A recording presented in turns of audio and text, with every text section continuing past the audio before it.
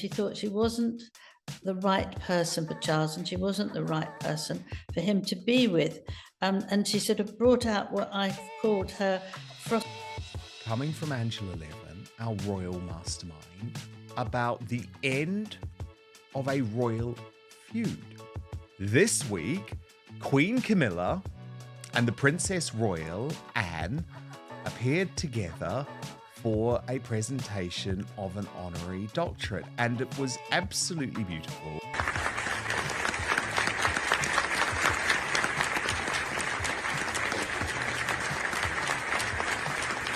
Today, I am proud to create him Prince of Wales. With Catherine beside him, our new Prince and Princess of Wales will, I know, continue to inspire and lead our national conversations, helping to bring the marginal to the centre. A king knelt before his daughter-in-law. A queen consort was walked out of a palace at night through a staff entrance, her keycard already dead before she reached her car. Neither of those events was an accident.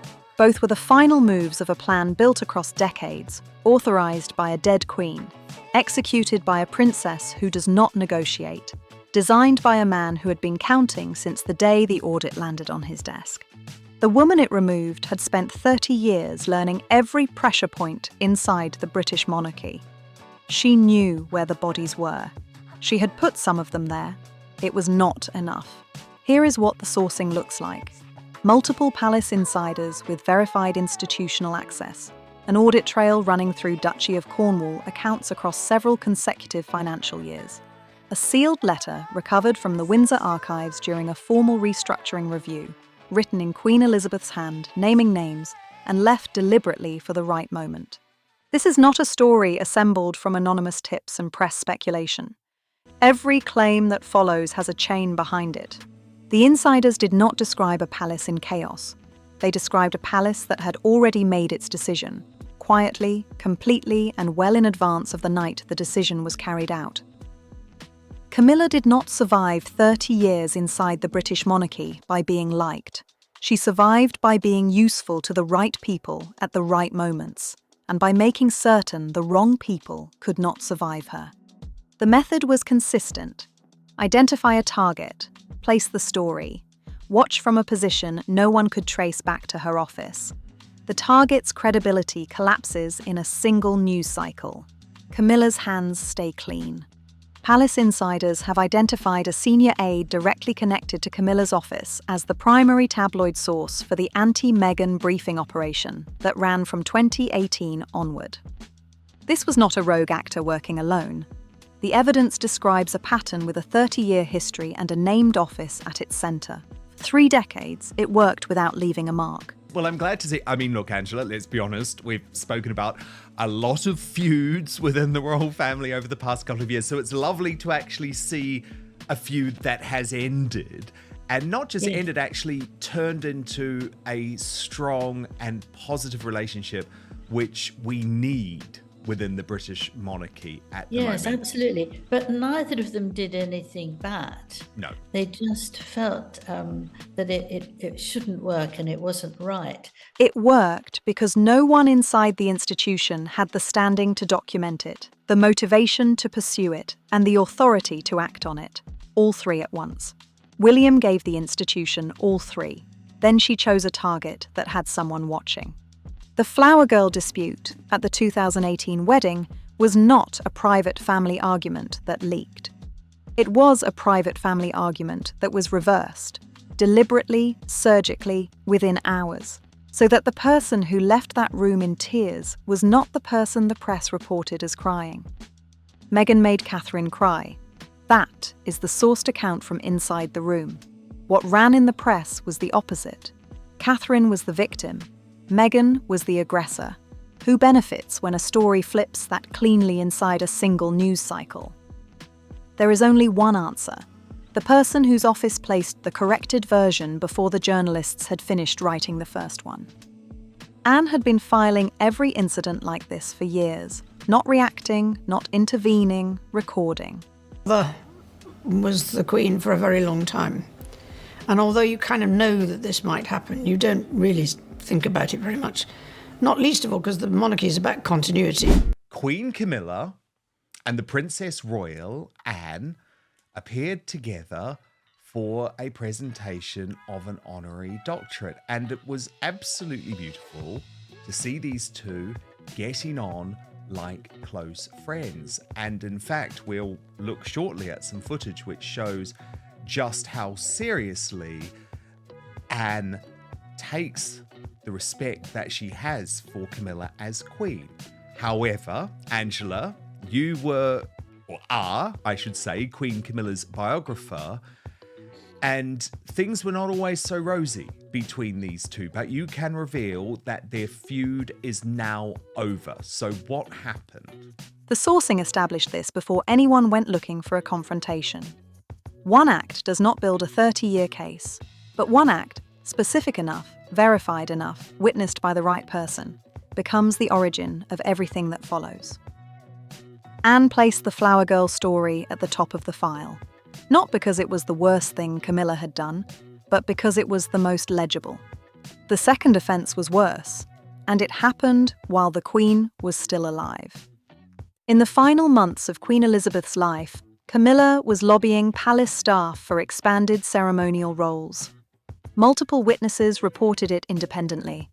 She was not mourning in private, she was repositioning inside an institution whose owner was still breathing. One palace insider described what that period felt like in a single phrase. Vultures were circling while the Queen was still warm. That account did not come from an enemy. It came from someone with over a decade inside the palace and no particular interest in the outcome. The absence of motive is what gives it weight. She worked very hard, and she said to me, the more she does, the more she enjoys it, and that she feels that her position before she was married, that she can help other people. And that's certainly what Camilla has done. And Anne likes people who work hard. She works incredibly hard. We don't hear so much about it because she doesn't want to take journalists along or photographers, but actually she works incredibly hard, and she would respect somebody who also worked incredibly hard and had a sense of humour. That's important too. Oh, honestly, very nice heartwarming. Anne watched all of it from close range. The woman who had spent decades carrying the institution's weight without complaint, without leverage, without a single briefed journalist to her name. Watched Camilla work the corridors with an agenda while Elizabeth was 40 feet away and dying. Anne filed every detail, but the document that finally forced the confrontation was not built on what Anne had witnessed. It was built on what William had found. William's audit of the Duchy of Cornwall accounts did not find occasional irregularities. It found a consistent, deliberate redirection of charitable funds across multiple financial years, across multiple patronages, flowing away from the causes they were designated to serve and toward Camilla's own network. This operation had 3 stages. First, the money moved through legitimate patronage channels, clean on paper, undetectable without a full account-level review. Second, the receiving patronages were organisations with direct connections to Camilla's office, not publicly visible connections, but connections that held under scrutiny. Third, the redirection had been running long enough that it had become, inside the Duchy's own internal records, routine. William did not stumble onto this. He went looking for it. Who has had to pull out of the Royal Variety performance at the last minute, citing an ongoing chest infection. Angela Levin is Queen Camilla's biographer. She joins me now. And Angela, let me just take you through the statement that has come from Buckingham Palace this afternoon. It says, following a recent chest infection, the Queen continues to experience some post-viral symptoms, as a result of which doctors have advised that Her Majesty should prioritise sufficient rest. Rebecca English, the royal editor of the Daily Mail, reports it is understood that while she is very much on the road to recovery, these things can take time to fully clear. What the audit confirmed was a case, not a suspicion. The difference matters. A suspicion can be dismissed, managed, buried under a counter-briefing. A case with an account-level paper trail cannot. William had built something Camilla had no instrument to dismantle. The slow institutional push became an immediate removal. And before Anne ever walked into that room, William had already taken everything Camilla needed to fight back. William did not wait for the confrontation to begin dismantling her. Budget allocations frozen, patronages reassigned, royal correspondence rerouted through William's team so that her office received only what William decided it should receive. By the time the audit findings were in his hands, Camilla's operational reach inside the institution had been reduced to the title on her door and nothing behind it. She still held the name of Queen Consort. Every lever attached to that name had already been removed. Given the length and lateness of tonight's engagement, she has, sources said, sensibly decided to heed medical advice. But Angela, should we be worried, given that Camilla seems pretty unwell at the moment? She has had to miss numerous public appearances, and of course with both Catherine and Queen Camilla, and actually with the late Queen and the late Prince Philip, we're often not told the truth about royal health. William had been playing a longer game than anyone watching from the outside could have tracked. When Anne finally delivered the file, Camilla had nothing left to place on the other side of the table. No budget, no patronage base, no correspondence channel she had not already lost. And then he brought in Anne. Anne does not arrive to negotiate. There is an objection that arrives at this point. If any of this happened, where was the press release, the statement, the news cycle that a removal of this magnitude would normally produce? The answer is that the palace's most effective form of power has never announced itself. Every action described here left a paper trail: revoked key cards, frozen budgets, rerouted correspondence, a sealed letter in a verified archive. What it did not leave was a press release, because a press release was never the point. Silence was not an absence of action. It was the action. Camilla could not respond publicly without confirming the removal. Charles would not respond on her behalf. The institution had classified her as a private individual before she had the standing to dispute it. By the time she understood the full shape of what had happened, the window to contest it had already closed. The institution did not silence her. It simply moved on before she could speak. Anne walked into that room with a file, placed it on the table, and looked at Camilla directly. She told her she was done. The woman who had clawed her way from mistress to queen consort across 35 years of public humiliation and private calculation had nothing left to say back. Every tool Camilla had ever used to survive that institution was useless to her in that moment. The press could not help her. The briefing operation had been the evidence against her. Charles had already been conditioned to stay silent. Anne was not there to warn her or negotiate with her or give her a path out. She was there to finish something. And they will make a lot of comments about it. But she did say the show must go on. So she's quite keen that they carry on absolutely without her. But she has been very, very busy. And I think sometimes these bugs come back again and again, and it can take you a long time. It's cold, it's wet. And I think that she does need... That room was the end of 35 years. Not a negotiation, not a warning, but a verdict delivered by the one person in that institution whose judgment carried the weight to make it final. Keycard access revoked before she reached her car. Lady-in-waiting terminated the same night.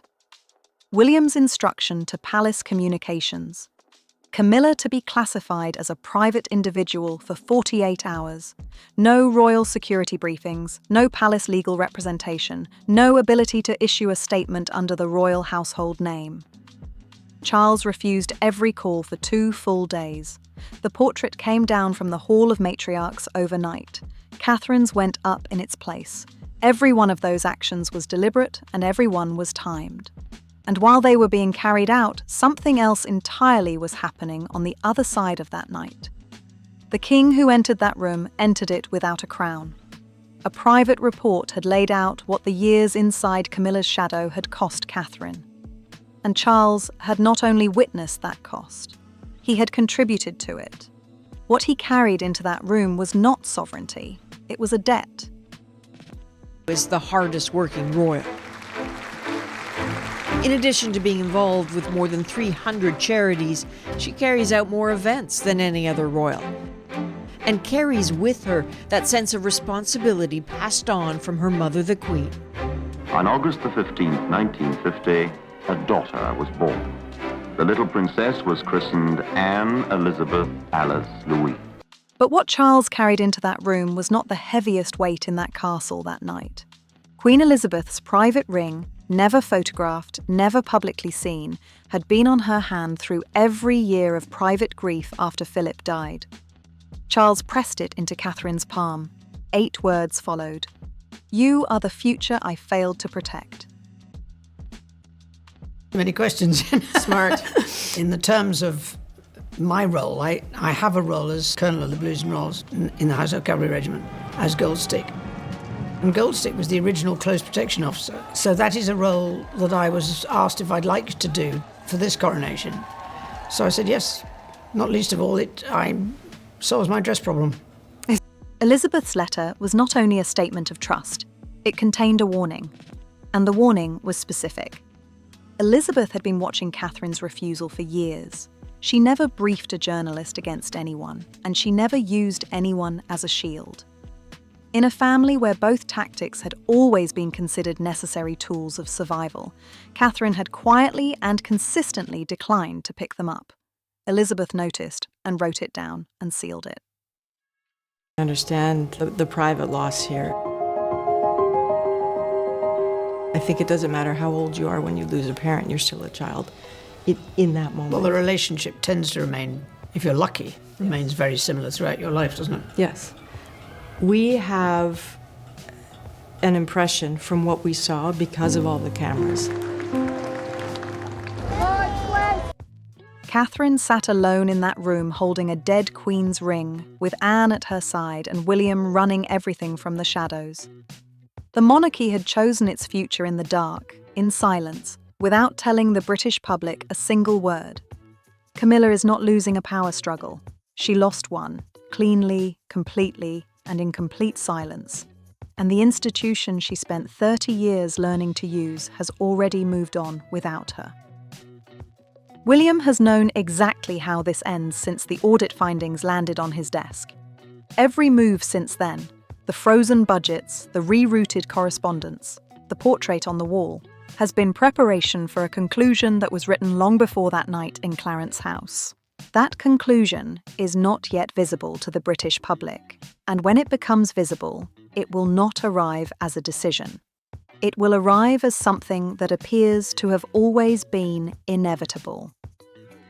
The next video takes apart exactly how William has been restructuring the monarchy's operational order, and what that order looks like when it is finished.